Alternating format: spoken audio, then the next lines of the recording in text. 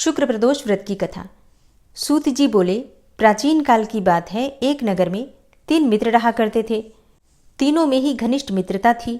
उसमें एक था राजा का बेटा, दूसरा ब्राह्मण का पुत्र था और तीसरा था सेठ का बेटा। राजकुमार और ब्राह्मण के पुत्र का विवाह हो चुका था। सेठ के पुत्र का विवाह के बाद अभी गौना नहीं हुआ था। एक दिन तीनों मित्र आपस में स्त्रियों की चर्चा कर रहे थे। ब्राह्मण पुत्र ने नारियों की प्रशंसा करते हुए कहा, नारीहीन घर भूतों का डेरा होता है। सेठ के पुत्र ने यह सुनकर अपनी पत्नी को घर लाने का विचार तुरंत ही किया। सेठ पुत्र अपने घर पर गया और अपने माता पिता को अपना निश्चय बताया कि वह अपनी पत्नी को घर लाना चाहता है तुरंत ही। माता पिता ने बेटे से कहा कि शुक्र देवता डूबे हुए हैं, इन दिनों बहू बेटियों को उनके घर से विदा कराकर लाना बिल्कुल भी शुभ नहीं होता, अतः शुक्र उदय होने के बाद तुम अपनी पत्नी को घर लाना। अब सेठ का पुत्र अपनी जिद से टस से मस नहीं हुआ और अपनी ससुराल जा पहुंचा। जब सास ससुर को उसके इरादे का पता चला तो उन्होंने उसको समझाने की बहुत कोशिशें की, किंतु वह नहीं माना। अतः उन्हें विवश होकर अपनी कन्या को विदा करना पड़ा। अब ससुराल से विदा होकर पति पत्नी नगर से बाहर निकले ही थे कि उनकी बैलगाड़ी का पहिया टूट गया और एक बैल की टांग टूट गई। पत्नी को भी काफी चोट आई। सेठ के पुत्र ने आगे चलने का प्रयत्न जारी रखा, तभी डाकुओं से भेंट हो गई और फिर डाकू सभी धन धान्य जो भी उसके पास था वो लूट कर ले गए। अब सेठ का पुत्र पत्नी सहित रोता पीटता अपने घर पहुंचा। जाते ही उसे सांप ने डस लिया। उसके पिता ने वैद्यों को बुलाया। उन्होंने देखने के बाद घोषणा की कि आपका पुत्र 3 दिन में ही मर जाएगा। उसी समय इस घटना का पता ब्राह्मण के पुत्र को लगा। उसने सेठ से कहा कि आप अपने लड़के को पत्नी सहित बहू के घर वापस भेज दो। यह सारी बाधाएं इस कारण से आई हैं कि आपका पुत्र शुक्र अस्त के समय में पत्नी को विदा करके लाया है। यदि वह वहां पहुंच जाएगा तो बच जाएगा। सेठ को ब्राह्मण पुत्र की बातें जच गई और अपनी पुत्रवधू और पुत्र को वापस लौटा दिया। और फिर ब्राह्मण के पुत्र के कहने पर माता पिता ने यानी कि सेठ और सेठानी ने शुक्र प्रदोष का व्रत किया। इससे उसकी हालत ठीक होनी आरंभ हो गई। यानी कि शुक्र प्रदोष व्रत की वजह से, शुक्र प्रदोष व्रत के महात्म्य से सभी घोर कष्ट समाप्त हो गए। इस दिन प्रदोष व्रत की कथा सुने अथवा सुनाएं और कथा की समाप्ति होने के बाद हवन सामग्री मिलाकर 11 या फिर 21 बार या 108 बार ओम ह्रीम क्लीम नमः शिवाय स्वाहा इस मंत्र से आहुति दें। उसके बाद शिव जी की आरती करें तथा प्रसाद वितरित करें। इसके बाद भोजन करें। शुक्र प्रदोष के दिन भगवान भोलेनाथ को यानी कि शिवलिंग पर दही अर्पित करने से रोगों से मुक्ति मिल जाती है।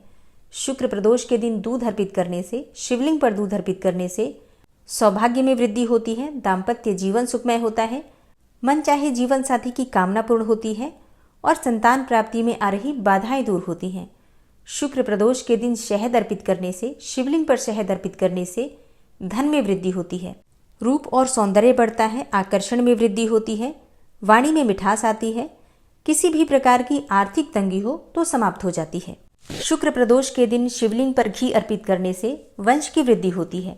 मतलब अगर संतान प्राप्ति में बाधाएं आ रही हैं, परिवार में संतान होती नहीं है, वंश की वृद्धि रुकी हुई है, तो ऐसे में शिवलिंग पर शुद्ध घी अर्पित करना चाहिए।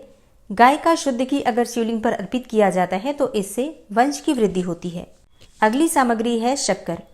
अगर शिवलिंग पर शुक्रवार के दिन शक्कर अर्पित किया जाता है, चीनी या मिश्री अर्पित की जाती है, तो इससे शुक्र ग्रह मजबूत होता है और शुक्र मजबूत होता है तो भौतिक सुखों की प्राप्ति होती है, धन समृद्धि की प्राप्ति होती है, नाम और शोहरत की प्राप्ति होती है, लग्जरी लाइफ की प्राप्ति होती है। विशेषकर माता लक्ष्मी प्रसन्न हो जाती हैं तो आर्थिक सुखों में वृद्धि होती है, कर्ज से भी मुक्ति मिल जाती है। तो आर्थिक सुखों की प्राप्ति के लिए ये सभी चीजें यानी कि पंचामृत, जो 5 अमृत मैंने आपको बताए, दूध, दही, घी, शहद, शक्कर, इन 5 चीजों को अलग अलग अर्पित कर सकते हैं, चाहे तो मिलाकर अर्पित कर सकते हैं, या अगर आपकी कोई विशेष मनोकामना हो तो जो भी सामग्री आपके मनोकामना के अनुसार हो वही सामग्री अर्पित कर सकते हैं। ठीक है, तो आप लोग ध्यान रखिए, आप किस मनोकामना के लिए प्रदोष व्रत की पूजा कर रहे हैं वही सामग्री आप चाहे तो अर्पित कर सकते हैं। मतलब उसी से भगवान शिव का अभिषेक कर सकते हैं। शुक्र प्रदोष के दिन शिवलिंग पर सफेद पुष्प अर्पित करने से मन वांछित कामना पूर्ण हो जाती है। मतलब जिस भी मनोकामना के लिए आप पूजा कर रहे हैं आपकी वो मनोकामना पूर्ण होती है। इसके अलावा सुख, शांति और समृद्धि की प्राप्ति होती है। तो प्रदोष व्रत के दिन प्रातःकाल जल्दी उठकर नित्य कर्मों से निवृत्त होकर आपको स्नान करना है। स्नान करने के बाद पहले अपने घर में पूजा कर लीजिए, व्रत का संकल्प ले लीजिए। इसके बाद अगर आप चाहें तो मंदिर भी जाकर पूजा कर सकते हैं, नहीं तो शाम के समय आप मंदिर जा सकते हैं। मतलब अगर आप सुबह नहीं भी जा पाते हैं तो शाम को मंदिर जरूर जाना चाहिए। जो भक्त व्रत धारण करते हैं व्रत का संकल्प ले लीजिए। व्रत नहीं कर रहे हैं तो सिर्फ पूजा का भी संकल्प ले सकते हैं। प्रदोषकालीन पूजा आप अगर किसी विशेष मनोकामना से करते हैं तो संकल्प लेकर पूजा करें, बहुत जल्दी आपकी कामना पूर्ण हो जाती है। कम से कम 11 या फिर 5 प्रदोष का संकल्प लेना चाहिए। इससे ज़्यादा का भी संकल्प ले सकते हैं, या फिर आप चाहें तो कह सकते हैं कि जब तक आपकी कामना पूरी नहीं होगी तब तक आप प्रत्येक प्रदोष को भगवान शिव की प्रदोष काल में पूजा करेंगे।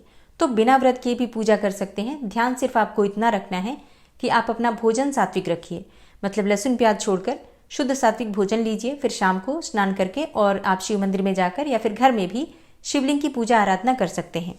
भगवान भोलेनाथ की पूजा की सामग्री आप सभी जानते हैं, भांग, धतूरा, बिल्वपत्र, अक्षत पुष्प इत्यादि।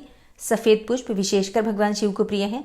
माता पार्वती को लाल पुष्प चाहिए। सुहाग की सामग्री भी आप चाहें तो चढ़ा सकते हैं। इसके अलावा माता को सिंदूर अवश्य अर्पित करना चाहिए, विशेषकर सुहागिन महिलाओं को। इससे आपको अखंड सौभाग्य की भी प्राप्ति होती है और मधुर दाम्पत्य जीवन भी आपको प्राप्त होता है। तो प्रदोष व्रत के दिन, विशेषकर प्रदोष काल में हम जो भी चीजें माँ को अर्पित करते हैं, भगवान शिव को अर्पित करते हैं, उसका कई गुना होकर सुख हमें प्राप्त होता है। जो भक्त व्रत धारण करते हैं दिन में आप फलाहार कर सकते हैं, कोई सा भी फल खा सकते हैं, जूस पी सकते हैं, फलों का रस ले सकते हैं, चाय पी सकते हैं। मतलब फलाहार और जलाहार के द्वारा आप व्रत धारण कर सकते हैं। अच्छा, कई भक्त हैं जो कि निर्जल भी ये व्रत धारण करते हैं। तो देखिए, ये आपकी अपनी शारीरिक क्षमता पर निर्भर करता है। अगर आप निर्जल व्रत नहीं रह पाते हैं तो बिल्कुल आप फलाहार के द्वारा या फिर जलाहार के द्वारा व्रत कर सकते हैं। शाम के समय प्रदोष काल में फिर से स्नान करके और साफ स्वच्छ वस्त्र धारण करके आपको पूजा आराधना करनी है। शाम की पूजा करते समय भगवान शिव के मंत्रों का जप कीजिए। शिव चालीसा का पाठ कर सकते हैं, शिव सहस्त्रनाम का पाठ कर सकते हैं, चाहे तो महामृत्युंजय मंत्र का जप कर सकते हैं।